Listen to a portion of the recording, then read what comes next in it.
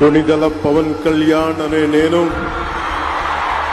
శాసనం ద్వారా నిర్మితమైన భారత రాజ్యాంగం పట్ల నిజమైన విశ్వాసం విధేయత చూపుతానని ఆంధ్రప్రదేశ్ రాష్ట్ర మంత్రిగా నా కర్తవ్యాలను శ్రద్ధతో అంతఃకరణ శుద్ధితో నిర్వహిస్తానని దైవ సాక్షిగా ప్రమాణం చేస్తున్నాను.